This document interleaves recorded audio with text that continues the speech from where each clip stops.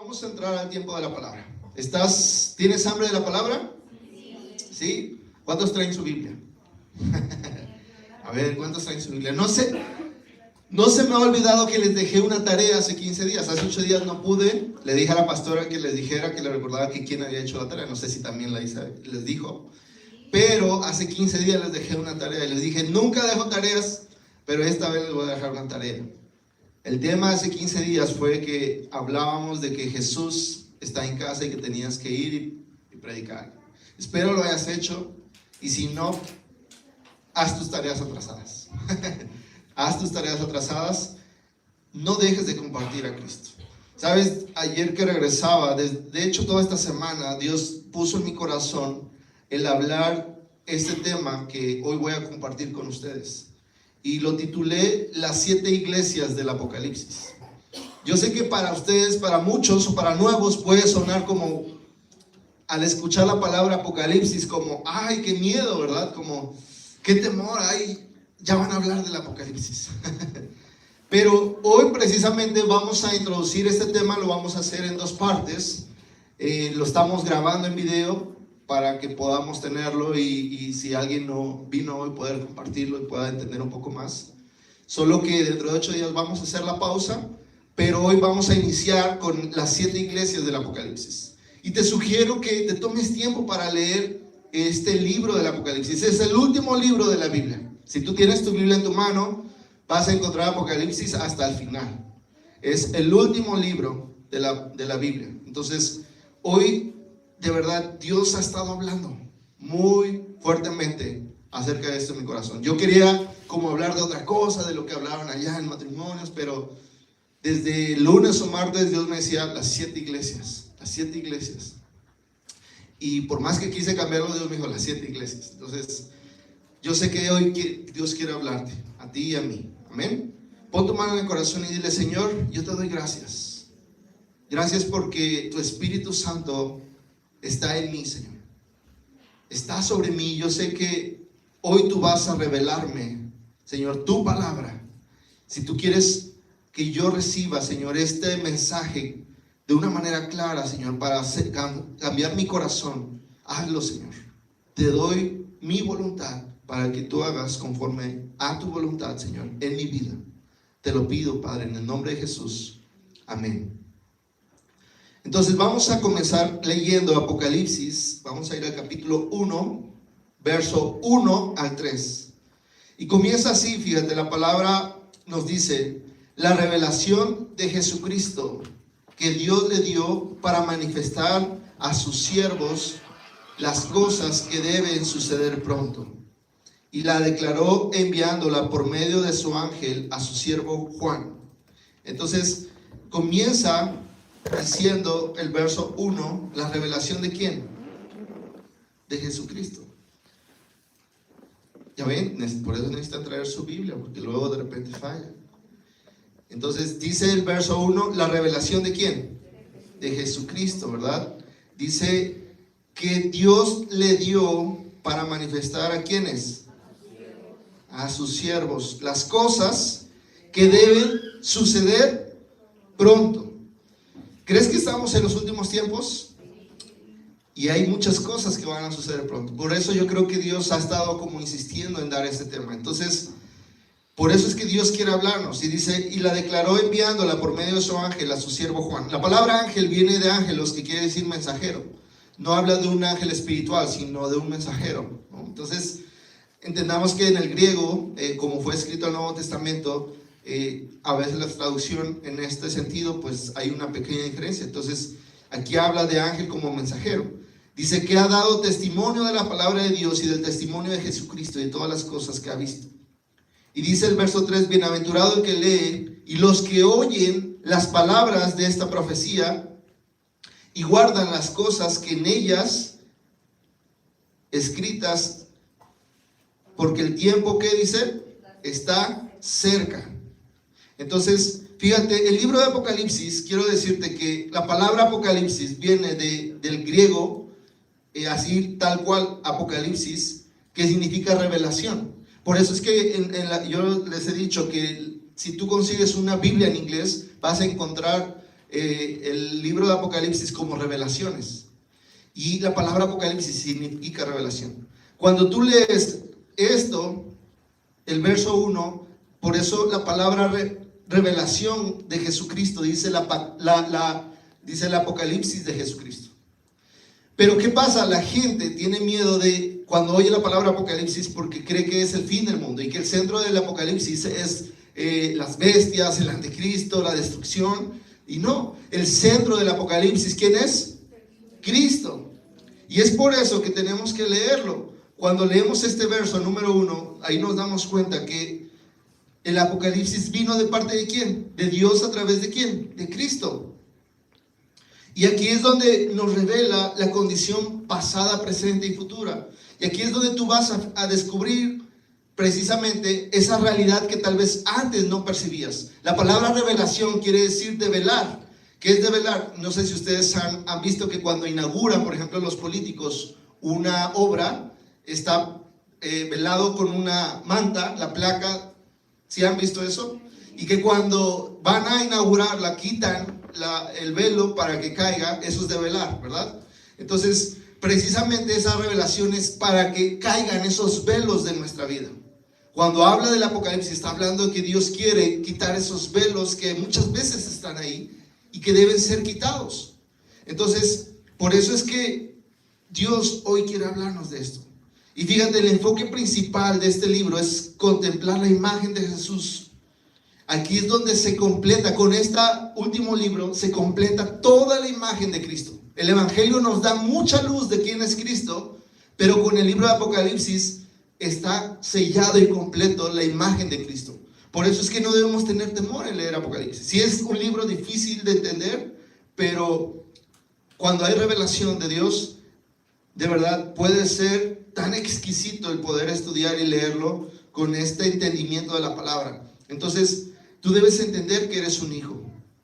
Y el diablo, fíjate, pues es el interesado en que no lo leas, ¿verdad? Porque él sabe que si tú lees más, si tienes más revelación de Cristo, pues obviamente vas a tener mayor autoridad, mayor unción sobre quién es Cristo en tu vida, porque Apocalipsis, ¿cómo termina? Con la victoria de Jesús, una victoria completa. El enemigo termina por ser derrotado. Yo les pregunto, si ustedes supieran que hay dos equipos que van a jugar un partido y supieras que un equipo va a ganar, que ya está escrito que va a ganar, ¿con qué equipo te irías tú? Con el ganador. Pues así, haz de cuenta, el enemigo no quiere que tú vayas o tomes autoridad precisamente porque ya está escrito quién es el ganador y es Cristo y la iglesia. Entonces, por eso es que a veces trae temor, como, ay no, ¿cómo voy a leer el libro de Apocalipsis si me da mucho miedo? Pero aquí es donde tú vas a descubrir la imagen completa de Cristo y no debes tener ningún temor. Así que, fíjate, aquí nosotros vamos a ir viendo que en el verso 3 dice que son bienaventurados el que lee y los que ¿qué? Oyen la palabra de esta profecía. ¿Qué quiere decir? Que el leer este libro te trae ¿qué? Bendiciones. Y el enemigo te hace creer, no hay que leer Apocalipsis porque me da mucho miedo. Si Jesús mismo dice que bienaventurado el que lee y los que oyen esta profecía. Hoy tú eres bienaventurado porque vas a escuchar y vas a leer esta profecía. Así que dile que está a tu lado, tú eres bienaventurada o eres bienaventurado porque hoy vas a leer y vas a oír las palabras de esta profecía, como dice en Apocalipsis 1:3. Entonces, fue escrito, fíjate, por el apóstol Juan, conocido como el discípulo amado, y él mismo es el que escribió el Evangelio de Juan.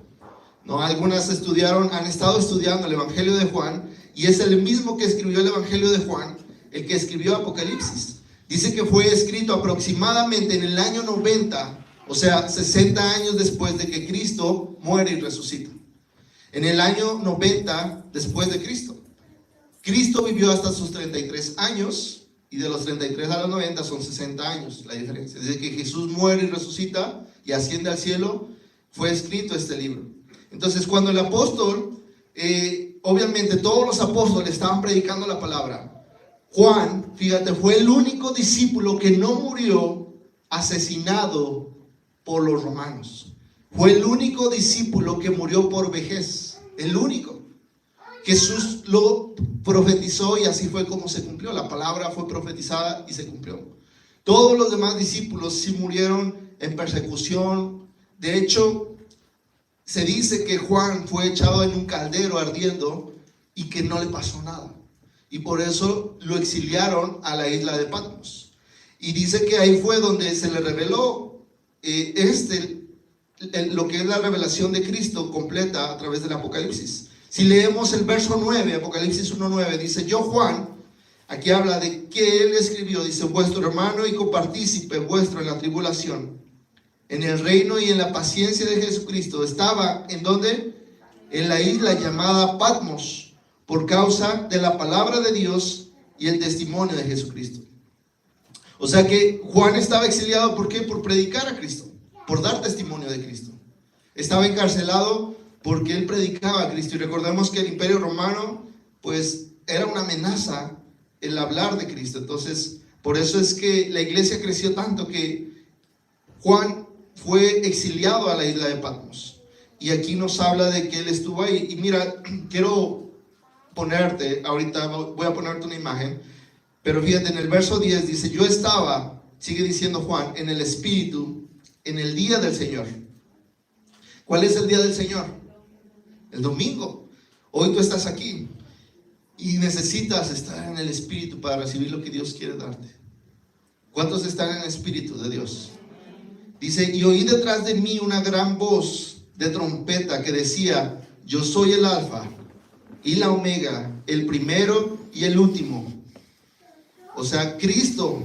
Y le dijo a Juan: escribe en un libro lo que ves y envíalo ¿a quién?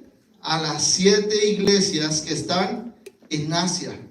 A Éfeso, número 1, Esmirna, 2, Pérgamo, 3, Tiatira, 4, Sardis, 5, Filadelfia, 6 y Laodicea, 7. A las 7 iglesias. Y estas 7 iglesias son las que vamos a estar estudiando en el capítulo 2 y 3. Si tú puedes leerlo entre semana también, creo que va a ser de mucha edificación para tu vida. Pero fíjate, literalmente estas 7 iglesias existían en el tiempo de Juan. Y están, ahora sí, si me puedes poner el mapa. Juan se encontraba en esta isla llamada Patmos. Y las iglesias, Éfeso estaba aquí, Esmirna aquí, y así estaban ubicadas las 7 iglesias. Existían las iglesias cuando Dios le reveló esto. Había más iglesias, sí, pero a Jesús habla de estas 7 iglesias. Escogió estas 7 iglesias con un propósito y con un fin. ¿Dónde es esto? Es en Asia Menor. Lo que hoy todas estas iglesias en la actualidad, todavía la isla de Patmos se encuentra y es parte de Grecia actual. Y todas estas iglesias, que es Esmirna, es parte de lo que hoy es Turquía. Si me puedes poner la otra imagen. Entonces fíjate, cuando tú ves el mapa, la isla de Patmos está por aquí. Esmirna sigue existiendo. Y pues vemos cerca, aquí está Israel, aquí está Líbano, Siria, Turquía. Entonces Esmirna es parte de Turquía y Patmos es parte de Grecia.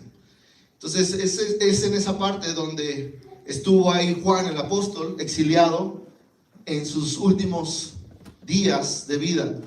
Murió, te digo, de vejez. Entonces, aquí es donde se encontraban las 7 iglesias. En ese momento, cuando él recibe el mensaje de las 7 iglesias, para las 7 iglesias que Jesús le dice. Entonces, ¿cuál era el primer objetivo de estas cartas? Era comunicarse con la iglesia existente en ese momento. Me regreso a la primera imagen de las 7 iglesias. Entonces, ¿cuál era el objetivo? Que él iba a escribir estas cartas y enviarlas a las 7 iglesias. Pero, porque estaban ahí, tenían una necesidad y Dios tenía un mensaje en ese momento.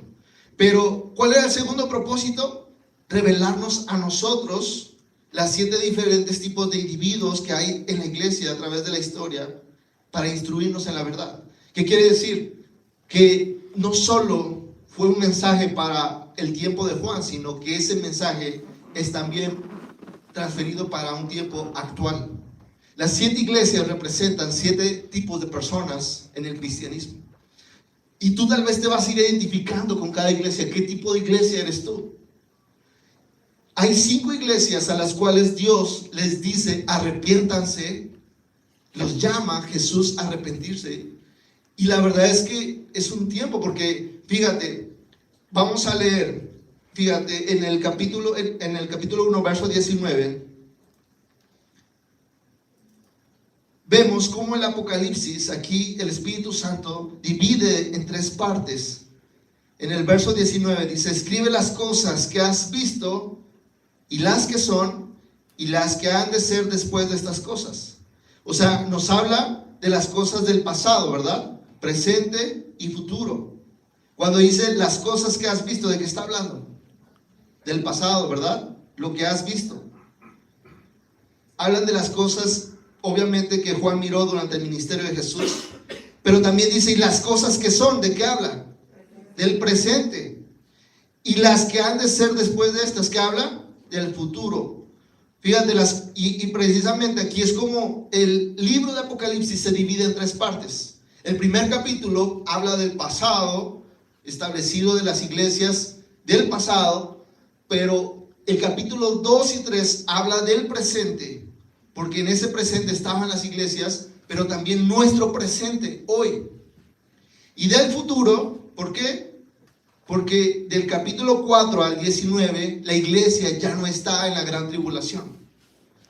Algo sucede y la iglesia ya no aparece en el libro de Apocalipsis después del capítulo 3.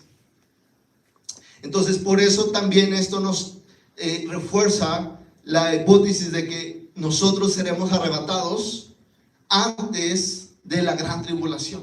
Porque ya del capítulo 4 en adelante vienen las copas de ira, los derramamientos de las 7 copas, de todos los juicios de Dios sobre la tierra, y ya la iglesia ya no está ahí. Comienza escribiendo a la iglesia como diciendo, prepárense, algo tienen que poner en orden ustedes como iglesia, como hijos de Dios, porque la iglesia, ¿quién la conforma? Tú y yo somos la iglesia. No es este edificio. A veces tenemos en la religión tradicional esta creencia de que la iglesia es el edificio. No, es que yo fui a la iglesia. No, es que yo soy la iglesia. Tú eres iglesia. Y es por eso que vemos que aquí la palabra tiene significado en el pasado, en el presente y en el futuro. Aunque muchos dicen, no, es que esa palabra era para las iglesias en esa época y ya no es válido para hoy. Pero claro que no, la palabra, por eso es que sigue hablándonos hasta el día de hoy. Y es algo que nos sigue revelando, por eso es una revelación. Por eso es que oro que caigan esos velos. Y dice, de hecho, fíjate, en el capítulo 4, verso 1, dice que Jesús le dice a Juan, sube acá y yo te mostraré las cosas que sucederán después de estas. O sea, cuando termina de hablar de las 7 iglesias en el capítulo 2 y 3, en el capítulo 4 comienza diciéndole a Juan que sube acá como una tipo y sombra de lo que será el arrebatamiento. Porque Juan, ¿dónde se encontraba? En la tierra, ¿verdad? En Patmos. Y le dice Jesús, sube acá para que yo te muestre lo que va a suceder después de estas cosas. O sea, después de la que iglesia sea tomada. Entonces, por eso es que esto refuerza. Ahora, fíjate, en Asia, te decía, hay muchas iglesias, pero Dios escogió estas con un propósito definido, y es que nos habla de la condición espiritual que hoy podemos ver en las iglesias en la actualidad. Entonces, hoy, fíjate, el número 7, quiero decirte, es usado en la Biblia para la perfección. De hecho, se identifica el número 7 con algo que está terminado completo. Cuando el 7, tú vemos que, hemos visto, ¿verdad? Es eterno, es completo. Cuando Dios, decíamos, ¿cuántas veces tenemos que perdonar? 70 veces 7. Siempre debemos estar perdonando. El 7, ¿de qué nos habla? De estar terminado completo.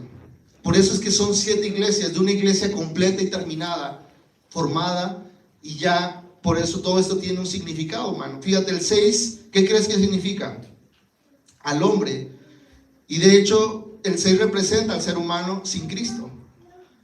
¿Cuál es el número antes del 7? El 6.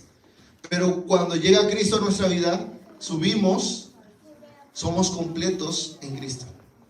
6. Y por eso, fíjate, de hecho en la Biblia, ¿por qué crees que dice que el anticristo usa este número 6666?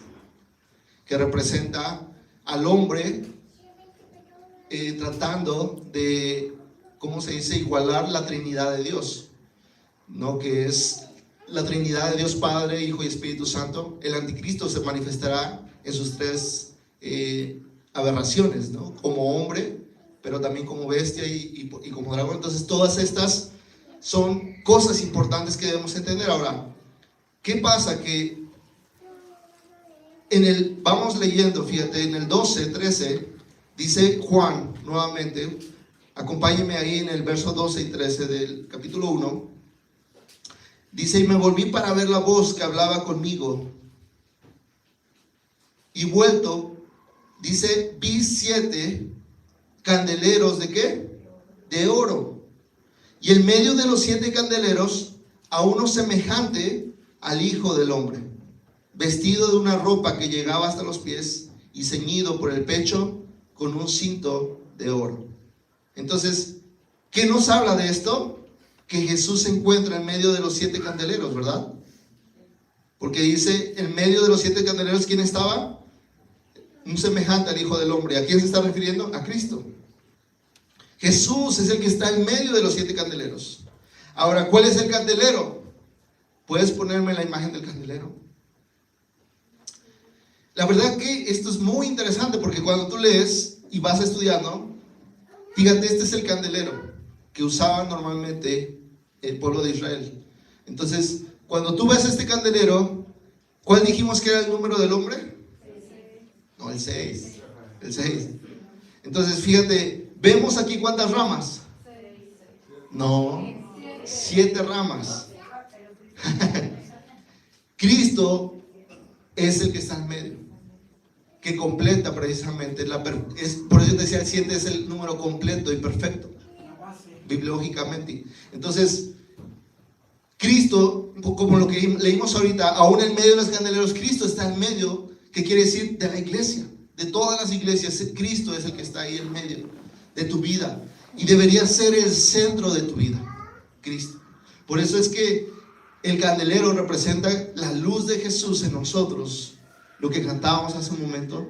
Cuando Él viene a tu vida, estás completo y perfecto en Cristo Jesús, y estás siendo perfeccionado en Él. Por eso es que vemos que Juan está viendo esta analogía de candeleros, y dices, ¿tú qué son estos candeleros, verdad?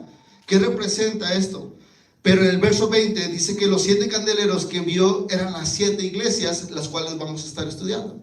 En el versículo 20 habla de las estrellas, que son los ángeles, 7 ángeles que llevan estas cartas, y los candeleros son las 7 iglesias de las cuales vamos a estar hablando hoy y dentro de 15 días. Entonces, fíjate, ya aquí entramos, ahora sí, la misma palabra nos revela, no hay como, cuando tú lo lees dices, no, es que ¿qué significa todo esto? No entiendo. Pero te vas dando cuenta que la misma palabra nos va revelando y diciendo, ¿verdad?, las cosas. Entonces, ya entramos a la primera carta en Apocalipsis 2:1, que es precisamente la carta a la iglesia de Éfeso. Y esta iglesia, fíjate, fue fundada por el apóstol Pablo en el segundo viaje misionero. Y él pasó, desde que fundó la iglesia, 3 años predicando y estando ahí, cuidando de esta iglesia. Y cuando Pablo, después de estos 3 años, se despide, les dice un mensaje muy importante, y es que les dijo que entrarían lobos rapaces que iban a querer engañar al rebaño, que después de que él se fuera iban a querer entrar lobos rapaces. Esto tú lo encuentras en Hechos 20:29, porque les dice: después de mi partida entrarán en medio de vosotros lobos rapaces que no perdonarán al rebaño. ¿Y qué nos ayuda a entender esto? Que vamos a ver el contexto, porque las 7 iglesias, yo te decía, 5 fueron llamadas a arrepentirse, y la primera que fue llamada a arrepentirse, ¿cuál crees que fue? La iglesia de Éfeso. La iglesia de Éfeso fue la primera iglesia que fue llamada a arrepentirse. Era una iglesia activa. Vamos a leer el capítulo 2, versículo 1 y 3 de Apocalipsis. Dice: escribe al ángel de la iglesia en Éfeso, el que tiene las 7 estrellas en su diestra, el que anda en medio, otra vez, ¿quién está en medio? De las 7 candeleros que son las iglesias, dice esto. Fíjate cómo enfatiza, ¿verdad? Jesús, que es la autoridad y que está en medio de las 7 iglesias, de la iglesia completa y perfecta. Y dice: yo conozco tus obras y tu arduo trabajo y paciencia, y que no puedes soportar a los malos, y has probado a los que se dicen ser apóstoles y no lo son, y los has hallado mentirosos, y has sufrido, y has tenido paciencia, y has trabajado arduamente por amor de mi nombre, y no has desmayado. Wow. ¿Te identificas con eso? Que fíjate, cuando le dice Jesús en el verso 2 del capítulo 2, dice: yo conozco tus obras. Jesús mira a su iglesia. Jesús te mira a ti. ¿Tú crees que Dios no conoce tus obras? Él sabe lo que tú estás haciendo, lo que haces o dejas de hacer, ¿verdad? Para Él no es un misterio. Para Jesús, Él conoce todas las cosas. ¿Cuáles son tus obras? Es más, Él sabe si hay pecado oculto, si hay algo escondido, aún dentro de una congregación. Él lo sabe, ¿verdad? De hecho, no hay nada oculto para Él. Por eso es que Jesús dice: yo conozco tus obras. Y dice: tu arduo trabajo y paciencia, y no puedes soportar a los malos. La iglesia de Éfeso, ellos, fíjate, perseguían una doctrina pura. Pero aquí vemos que la iglesia de Éfeso en sí era una iglesia casi perfecta, porque dice que trabajaban arduamente, no soportaban a los malos, o sea, la mala doctrina no les gustaba. Lo que Pablo les dijo al principio, cuando yo les decía que cuidaran la sana doctrina, ellos fueron muy fieles en cuidar la sana doctrina. Y trabajaban porque la iglesia creciera, y eran pues una iglesia activa, muy, muy activa, ¿no? De hecho, pues como casi esta iglesia aquí tenemos muchas actividades, ¿verdad? Pero vemos cómo esta iglesia era muy activa, y dice que no soportaba a los malos, ¿no? Precisamente ellos inmediatamente cuando veían un apóstol que no era, por eso dice: y has probado a los que se dicen ser apóstoles y no lo son, ¿verdad? Y los has hallado mentirosos. O sea, era una iglesia madura que sabía distinguir entre lo falso y lo verdadero. Entonces era una iglesia madura. No es una iglesia cualquiera, es una persona, un creyente maduro que hoy sabe distinguir entre lo falso y lo verdadero, que está activo en el ministerio, que está trabajando arduamente, que es paciente, y está hablando de un cristiano así, de un creyente así. De hecho dice: has trabajado, en el verso 3, arduamente por amor de mi nombre. De hecho, la iglesia de Éfeso conocía el significado en el nombre de Jesús, y por el amor al nombre de Jesús estaban trabajando. Entonces, en general, esta iglesia, mis amados, era perseverante y era piadosa. Y es algo que debemos imitar, tú y yo. Hay gente que no le gusta servir, ¿no? Tal vez tú dices: no, pues yo la verdad no sirvo arduamente en la iglesia, o la verdad es que soy nuevo, no sé todavía qué es falso, qué es verdadero. Pero llega un punto en que crecemos como cristianos y estamos ahí. Pero fíjate, en el verso dice: pero tengo contra ti que has dejado tu primer amor. Y aquí viene ya un pero. Y esto, pues ya viene precisamente la reprensión de Cristo. Apocalipsis 2:4, fíjate qué dice.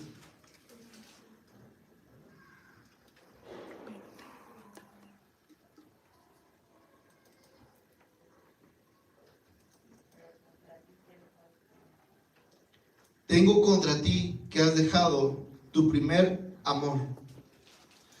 Jesús primero habla de las virtudes de esta iglesia, todo lo bueno que ha hecho, pero termina con un pero. ¿verdad? Es como la esposa cuando te dice, no, muy bien hecho, mi amor, todo lo hiciste muy bien, pero te faltó esto, ¿verdad?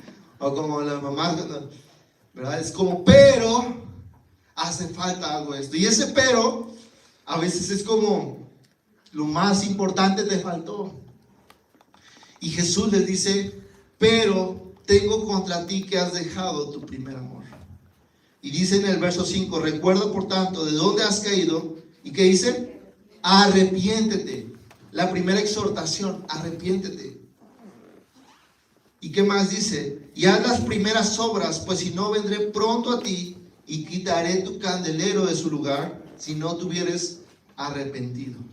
Wow, es fuerte. Porque Jesús habla del primer amor. Y aquí es donde quiero centrar un poco, porque, ¿sabes? Tú puedes hacer muchas cosas sin amor. Tú puedes venir a la iglesia sin amor a Dios.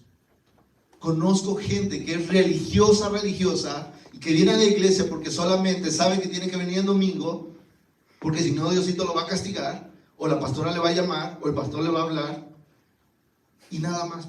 Pero hay gente que viene a la iglesia por amor a Dios, buscando su presencia, buscando más de Él, buscando ser llenos de su amor. Y es muy diferente. Hay gente que predica no por amor, sino por envidia, por querer ser vistos. Hay gente que hace buenas obras no por amor, sino por un beneficio propio. Y el punto es, mis amados, ¿cuál es la motivación? ¿O cuál es la motivación de estar aquí, de buscar a Dios? ¿Cuál es tu motivación de estar aquí? Porque si algo Jesús reprenda a la primera iglesia es, tengo algo contra ti, y es que has dejado tu primer amor. ¿Sabes? El primer amor, ¿cuántos recuerdan a su primer amor? Y hablo de una pareja, sentimentalmente, de tu pareja como hombre. ¿Cómo era tu primer amor? Siempre querías estar ahí, ¿verdad? Siempre, cada rato, llamado. Y sabes, algo que Dios me hablaba en este congreso de matrimonios es eso, aprender a amar más. Es como yo lo analizaba, todo lo que Dios quería hablar a través de este mensaje, pero también en mi vida, cómo Dios me habló en estos 2 días y decía, ¿cuál es tu motivación? Nunca pierdas tu motivación del por qué haces las cosas. Mis amados, ¿por qué haces lo que haces hoy? Hoy Jesús, antes de venir por su iglesia, te dice, si tú eres como esta iglesia nos dice, puedes hacer muchas actividades muy buenas que le agradan a Dios, pero con una motivación incorrecta, que es la esencia del amor de Dios en ti. ¿Sabes? Yo descubrí y hoy veo que me hace falta aprender a amar más. Yo creía que amaba a mi esposa y quiero decirte que Dios me dijo, estás en pañales, necesitas aprender a amar más a tu esposa. Tienes que aprender a amar más como yo amo a mi iglesia, como yo amo a mi esposa. ¿Sabes? Fui confrontado por Dios. Y yo sé que si tú hoy abres tu corazón, yo sé que hay algo. Porque, ¿sabes? Pasan muchas cosas en nuestra vida que nos hieren, nos lastiman y que muchas veces, sin darnos cuenta sutilmente, como ya las hacemos las cosas habitualmente, repetidamente, no nos damos cuenta y caemos en el activismo sin amor. Y Pablo lo dijo, sin amor nada soy. Puedes dar toda tu ropa, puedes dar todo tu dinero a los pobres, puedes hacer grandes cosas, pero sin amor de nada te sirve y nada eres sin el amor. Y entiendo que hoy, mis amados, esta iglesia de verdad necesita aprender a hacer las cosas con amor. Porque Cristo, para Él es importante. Y dice a la iglesia de Éfeso, arrepiéntete. No dice, pues si quieres, pues hazlas así sin amor. No, dice, arrepiéntete y vuélvete, porque vendré pronto a ti. Cristo viene pronto, mis amados. Y tenemos que poner en orden nuestro corazón y decir, Señor, ¿por qué hago lo que hago? ¿Amo en la manera que tú amas? amo a mi esposa, a mis hijos, en la manera que tú me amas a mí. Amo a la iglesia como tú me amas, como tú amas a tu iglesia. Mis amados, Cristo viene pronto. Y si tú hoy eres llamado, dice, recuerda por tanto de dónde has caído y arrepiéntete y haz las primeras obras. Es decir, ¿sabes? He entendido que lo más importante de un ministerio es pasar tiempo en la presencia de Dios. Es lo más importante. Porque te puede llenar de muchas actividades y descuidas tu relación con Dios. Puedes hacer milagros, puedes echar fuera demonios, puedes sanar enfermos, pero si descuidas tu relación con Dios, por eso Jesús dice que cuando vendrán muchos y le dirán, Señor, en tu nombre echamos fuera demonios, en tu nombre sanamos enfermos. ¿Y qué les dijo Jesús? Apartaos de mí, hacedores de maldad, porque yo no los conozco. O sea, puedes hacer muchas actividades buenas, mucho activismo, pero poco pasar en la presencia de Dios. Poco tiempo pasa en la presencia de Dios. ¿Sabes? Y esto nos habla de que como iglesia necesitamos pasar más tiempo en la presencia de Dios. Dejar más el celular, tomar más la Biblia, dejar más la televisión, tener más tiempo de intimidad con Dios. Mis amados, de verdad necesitamos entrar, porque la iglesia está durmiendo en muchos aspectos. El TikTok, las redes sociales adormecen el corazón. ¿Sabes? Tú puedes pasarte, piensas algo sencillo y cuando te das cuenta, se te fue ahí un buen de tiempo. ¿Cuánto tiempo no se te va ahí? Mis amados, necesitamos pasar más tiempo. ¿Sabes? Dios está hablando, si tenemos que hacer un ayuno de celular, ¿cuántos estarían dispuestos a hacerlo? ¿Sí o no? Nada más oí como 2. ¿Sabes? Mis amados, necesitamos pasar más tiempo en la presencia de Dios, volver a ese primer amor. ¿Sabes? Para mí este tiempo es volver a mi primer amor con mi esposa, al volver. Para mí, yo soy un hombre de reflexionar mucho primero las cosas, antes de hacerlas o decir algo. Primero me gusta como pensar y reflexionar qué tengo que cambiar. Y si me va a alcanzar para cambiar lo que voy a decir que voy a cambiar. Porque también no me gusta ser un hombre mentiroso. A veces es increíble, de verdad, qué fácil el hombre puede decir cosas y no cumplirlas. Y es por eso que debemos ser hombres y mujeres de palabra. Entonces, mis amados, la primera iglesia, vemos cómo le dice Jesús en el verso 6, pero tienes esto, que aborreces las obras de los nicolaítas, las cuales yo también aborrezco. Y dice, el que tiene oídos oiga lo que el Espíritu dice a las iglesias. Al que venciere le daré a comer el árbol de la vida, el cual está en medio del paraíso de Dios. El árbol de la vida habla de la eternidad, el regalo de la eternidad. Por eso es que vemos cómo algo que Jesús resalta después del pero, dice, pero veo que tú también no te gusta, aborreces la obra de los nicolaítas.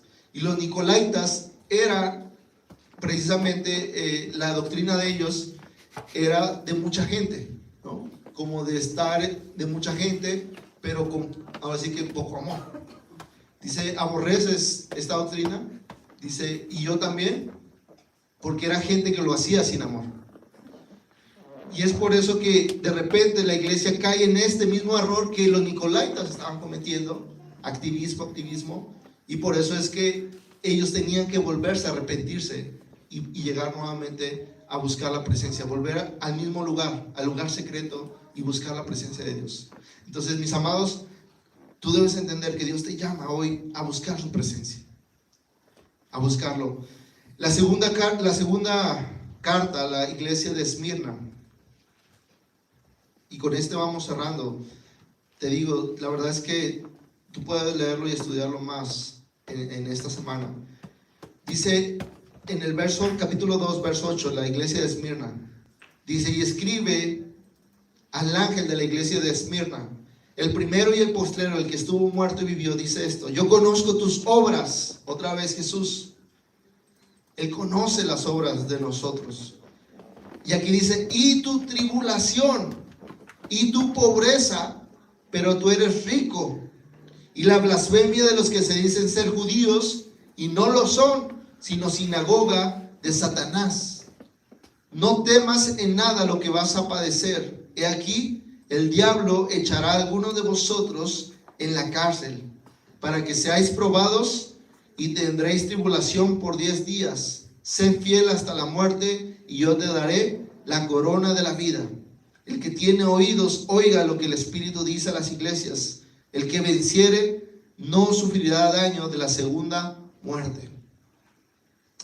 Y esta es la segunda iglesia, mis amados, que son las personas que aún, fíjate, a mí me encanta el amor de Jesús, porque hay iglesias o cristianos que viven en mucha tribulación. No, esto lo hemos hablado muchas veces. Aquí hay 3 tipos de cristianos: los que viven posicionados en autoridad en la victoria de Cristo, aquellos que viven peleando constantemente con el diablo, y cristianos que viven en constante tribulación o casi en derrota, ¿no? Y vemos aquí una iglesia perseguida. Esmirna era una iglesia perseguida por los romanos. Fue de las iglesias con más tribulación, y de hecho se dice que ellos tenían que tributar a César, y que quien no lo hacía precisamente eran asesinados. Y era una de las iglesias, se puede decir, con más problemas. Por eso es que, mira, yo conocí este fin de semana a un pastor de Cuba, y él nos estaba contando cómo la iglesia en Cuba, mis amados, en países comunistas, socialistas, dice cómo ellos allá sufren la comida. La iglesia es perseguida, no pueden hacer eventos como muy libres, pueden reunirse como una iglesia, pero dice que de repente llega gente infiltrada del gobierno para ver que no se hable como de una revuelta o que estén así. Son muy limitados, y que si tú llegas a hablar mal del gobierno, van por ti, te llevan, te interrogan y te meten a la cárcel. O sea, no hay esta libertad. En Corea del Norte son iglesias cristianas perseguidas y atribuladas hoy en la actualidad. Tú y yo tenemos cierta persecución, ¿no? A lo mejor cuando le dices a tu familia que eres cristiano, como que te acusan y están ahí, ¿verdad? Como, ay, el aleluya ya viene, ¿verdad? Pero no creo que entre en la categoría de ser un creyente de Esmirna, ¿verdad? No habla de este tipo de persecución, sino de creyentes que realmente son perseguidos y que pasan por tribulación. ¿Sabes? Algo que me decía este pastor de Cuba, decía, la iglesia en Cuba está muy avivada. Y dice, yo no entiendo por qué las iglesias en los países donde hay más persecución están más avivadas. A veces un pastor una vez describía a unos coreanos, ¿no?, del norte. Decía que él fue a visitarlos y que veía cómo ellos pasaban horas escuchando la palabra, ¿no? Llegaba y ellos esperaban que llegara un misionero para que les predicara la palabra, les llevara Biblias. Y dice que al final, pues este pastor, este misionero llega y les predica, ¿no? Pero al final estos coreanos le dicen, pastor, ore para que nuestra iglesia sea como la de ustedes en Estados Unidos. Y el pastor le dice, no voy a orar porque tu iglesia o esta iglesia sea como la de nosotros en Estados Unidos. Dice, porque en la iglesia de Estados Unidos la gente no puede durar más de 40 minutos sentado. Dice, ustedes llevan más de 6 horas y quieren más de la palabra. Dice, allá la gente le tienes que estar rogando para que vaya a la iglesia. Aquí ustedes, sin importarles su propia vida, corren para venir a estar acá, buscando más de Dios. Dice, ¿por qué voy a orar para que? Dice, si nosotros lo que queremos es estar ahí, tener esa pasión por Dios como ustedes la tienen, ¿por qué voy a orar para que ustedes sean como nosotros? Una iglesia dormida. Y ¿sabes? Es eso, la realidad es que cuando hay mayor tribulación, la iglesia es más avivada. Ahora, yo no deseo que estemos en tribulación para avivarnos. ¿O tú deseas ser atribulado para avivarte? No, mis amados. No. Por eso yo te decía, podemos volver al primer amor sin necesidad de caer en la tribulación. Va a haber un momento en que la iglesia a nivel mundial será perseguida, pero tú y yo debemos estar preparados. Y mira, algo que ve Dios es cómo estos seres creyentes que normalmente moran así, Dios nos llama que nos posicionemos en autoridad. Por eso dice, tengo pocas cosas contra ti, que tenéis ahí a los que retienen la doctrina. Perdón, dice, serás encarcelado, pero dice, no temas en nada lo que vas a padecer. He aquí, el diablo echará a algunos de vosotros en la cárcel para que seáis probados. Entonces, mis amados, yo te invito a que hoy reflexiones sobre este tema y que empieces a estudiar. Faltan 5 iglesias, pero lo que quiero decirte es que Dios viene pronto. Algo que yo te he dicho es, Jesús viene pronto y viene por su iglesia. 5 iglesias tienen que arrepentirse y tienen que volverse en muchas cosas en su vida. Por eso es que yo te invito hoy a que tú reflexiones, hoy estudies esta semana. Segunda tarea que dejo: estudia el libro de Apocalipsis, capítulo 2 y el capítulo 3. Y en esta semana deja que Dios te hable, que Dios te muestre. Pero este es un tiempo donde Dios está hablando a la iglesia. Lo que está pasando en Israel, mandamos una predicación del pastor Ips que habló hace 15 días, hace 8 días de Israel, de lo que está pasando con Hamás, la guerra.